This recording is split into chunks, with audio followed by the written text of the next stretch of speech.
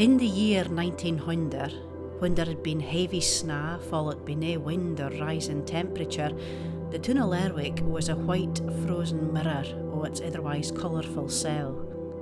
Folk Eden did what would normally be impossible. There would be uncan scenes photographed where men in black bowler hats played curling on the Clickaman Loch.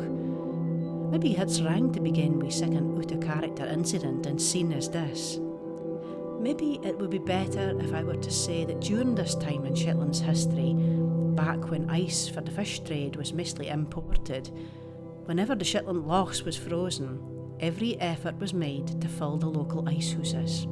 Horses and carts were laid to the other side of town, where the Lerwick Fish Market, opened in 1905, was big at a red brick with white tile facings.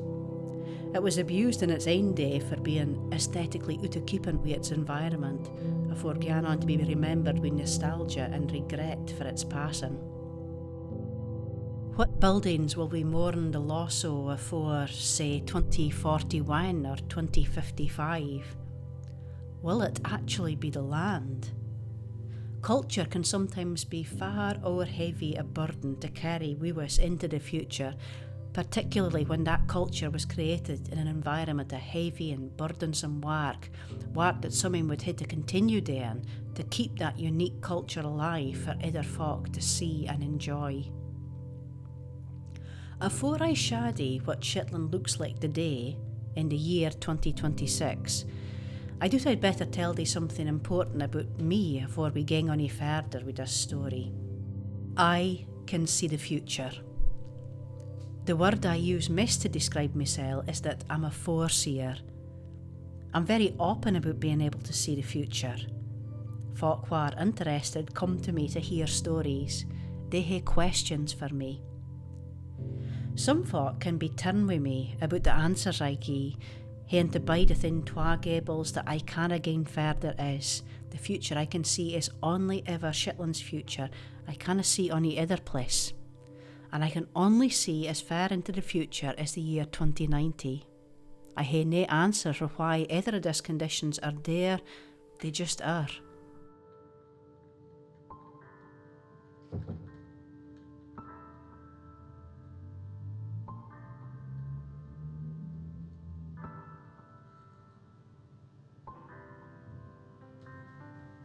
I mind the first time I had any of these visions. I was 16. I had no idea I was seeing the future yet. I just kent I was seeing something that was both safe and familiar, as well as new and important. It was like a dream. So many times in my life now, I'm finding other folk who care a great deal about what it is I can see. Folk can be terribly worried about it in a way that I never am. I think that's because I see the future of this particular place, Shetland, that I can see their future in and I suppose in some ways I do.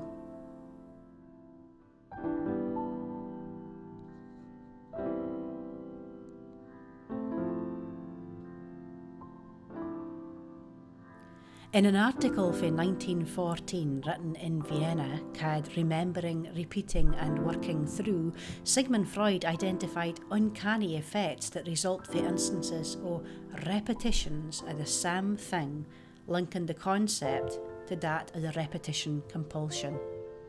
He includes incidents where one becomes lost and accidentally retraces their steps, and instances where random numbers recur and are interpreted as being awful meaningful.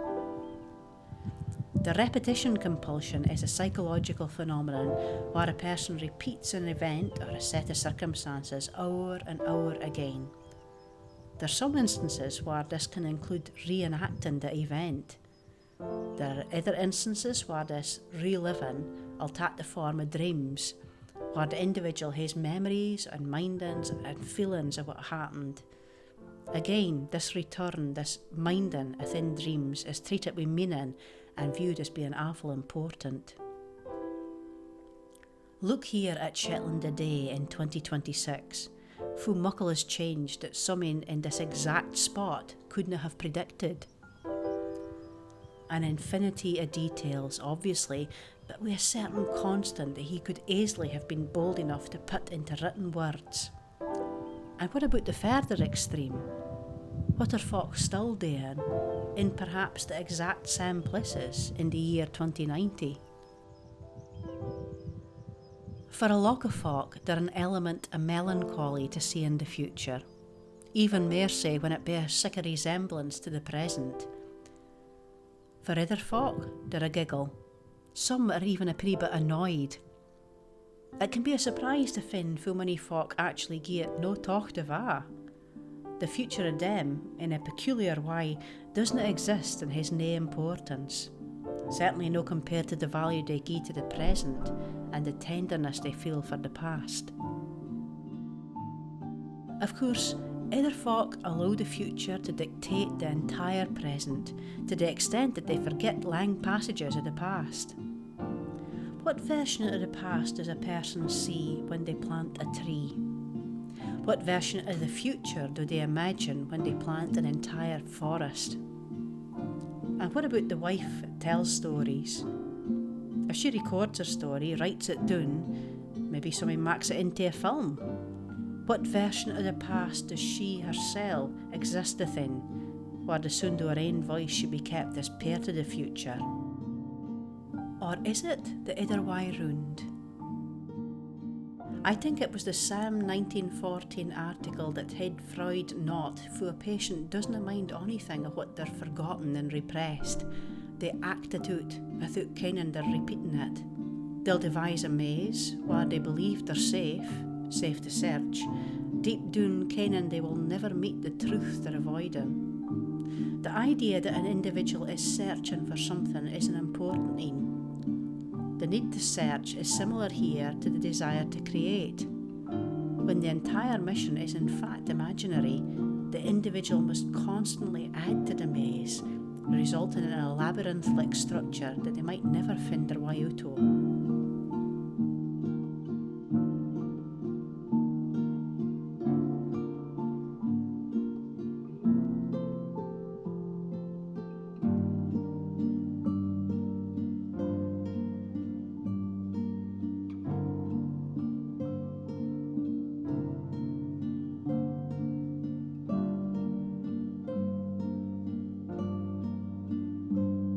In the year 1946, the question, what future is there for this newspaper, was asked of the Shetland Times, to which the editor responded, to me, it seems entirely related to the future of the islands as a whole.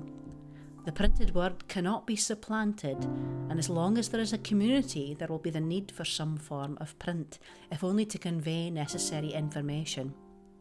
Our geographical location favours the paper, for no matter how many daily papers arrive, there is a need for a weekly that recognises Shetland for the entity that it is.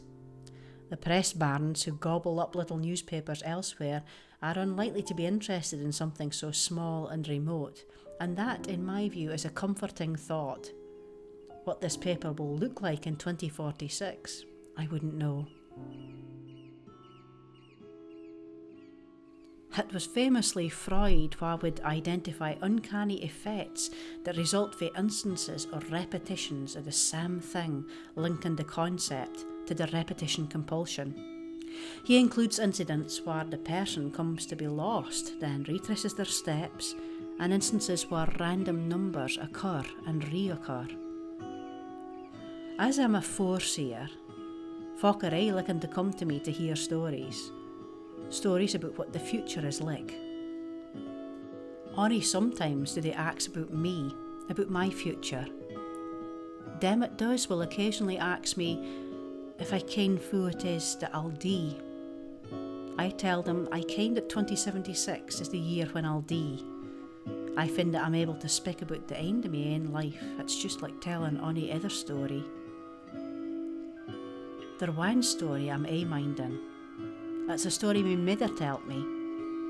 She told it to me hour and hour again when I was pretty, or at least I mind her telling it hour and hour again. My mother was adopted. She never found out what her own folk is. Mammy married a Shetland man, my father, who only spoke in Shetland dialect, and it was him wha tell't her the story I mind her telling me.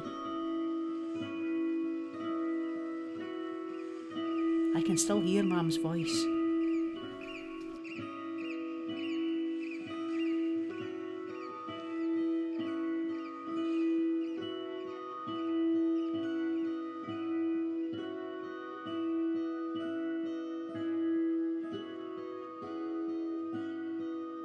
There a Piri Isle, that if du kens where to gain, du can winter began along a sandy beach.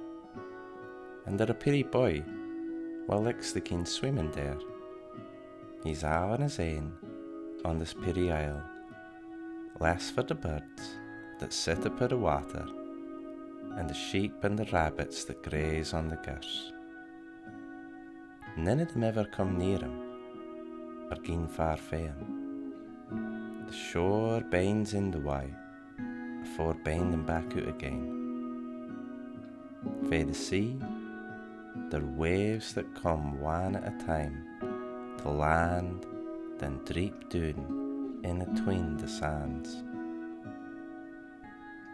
The Piri boy'll stand and watch this for a fair start. Some days, as he's wandering along, he finds a Piri craig sit, and he rests his legs.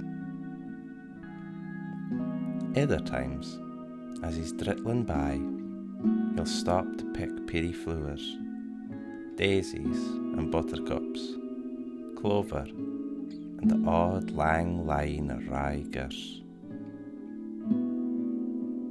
When the wind is up that bit mair, he is a gansey he can put on, and still win down to the beach. It's important that he does get to the isle every day, because there a day it comes where a boat is lying after the east. There have been different boats come and gien our time, but this een looks different. The boy climbs the highest rock he can find, then stands as tall as he can to get a closer look. But just as quick as he winds up to where he thinks he can properly see, the boat has turned its sail about and is gone off again. The boy looks about him, as if listening to see that something has been left a hint. Then he hears a voice beginning to sing. He doesn't look about him any more. The voice is taking him awa into a dwam, like a caddy lamb. There are nae words to the sang, just music. He kens that the singing isna coming fae another body. He kens that the voice is athin the air. It's like the breeze has been turned to music. The boat cam, and as it gied, the sang began. He says to himself, that means noo that it's gien the sang will end and a. So the Piri boy listens closely why and thinks about it, wondering about what it was that came of the boat, dreaming about if that person saw him. Maybe that folk that saw him, on his own, were singing that sang for him. And wi that tout, he noticed the sang was nae langer i the air. The boy runs. A the way ower the sand, says that he's off the isle, and on he gains till he's high up on the hill, where he can see right out to the horizon. He looks about him. There nae boat to be seen, there nithing there, and naebody near, less for him, and what he thinks is close to him. That's a story I tell you. It's something I saw a time. I can't mind where, but I wrote that story and read it to you when we first met, because I thought it was something you might like. She could mind that night, and could mind smiling at baith o'er bairns. She could mind the way it felt to run her fingers along their brew, says to put their hair in a hint their lug, awa out of the rain. She could still feel who it felt to kiss the soft round of their pretty cheek, and could hear the sound of her own voice as she told them that she loved them.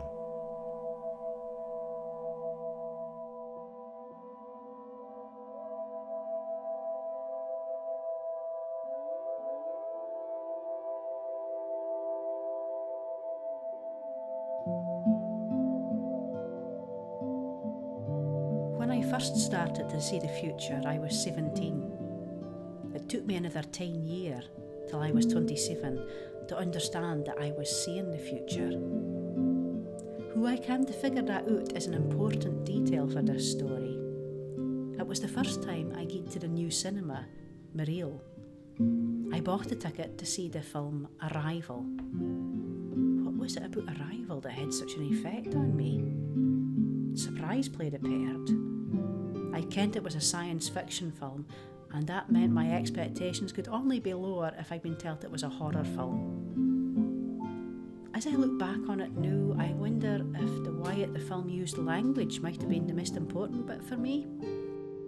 Max Richter and On the Nature of Daylight certainly had an effect. Sam with Johan Johansson. Amy Adams too, in The Story of a Wife in Awful Bother. And death, particularly the death of a bairn. And love, particularly love.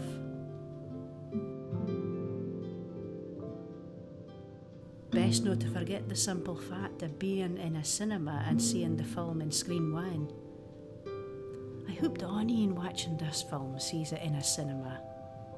A regret of mine is the number of films I love that I'll never once in my life see in the cinema. I'm seeing next to none of my favourite films the way that they were made to be seen.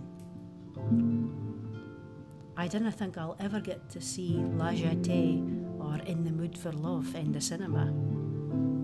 I kinda in 14 years I get to see The Reckless Moment in Screen 1. And I kinda at 6 months before I die, Mareel will show All That Heaven Allows. I wonder if that'll be the last time in my life where I greet. Would life be any different if we all saw more art, more films, had more cultural experiences? Would we be a community that would think and feel more about other folk? I dinna ken the answer. I just see the future. I didn't get to understand why or ever change anything that's going to happen. On that note, back to Arrival. Yes, I was ta'en by surprise, and that brought a raw quality to the experience and likely deepened the effect. It prompted me to consider my visions. Just like Amy in the film, and same as her, I'm shared what I'm seeing with other folk in an attempt to help them that needs it. It's one of the reasons why I said yes when they asked about interviewing me for a documentary.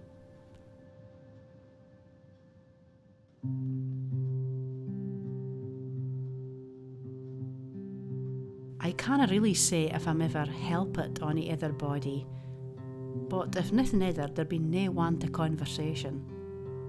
Even when they kens exactly where and when they'll die, they still likes the news when they're company. I ken that I die in 2076, and that the furthest into the future I can see is the year where I would have been 100 years old. Folk like to ask me about the future, what changes, what bides the same for Shetland today to Shetland of 2090. I find that it's best to let folk ken that if we gain that far into the future, then one thing we cannot ignore is that both me and Dee is dead. It's funny for muckle of a shock that can come as to some folk. I'm seeing it many a time that the thought of that is our muckle for us to yarn about ony mair. With their own death in their minds, say many loss and interest in what is still happening in the world of the future. Then there's others who obsess over the most bizarre details like what bides in their house after them and if they make any big changes. only a few ever really listen.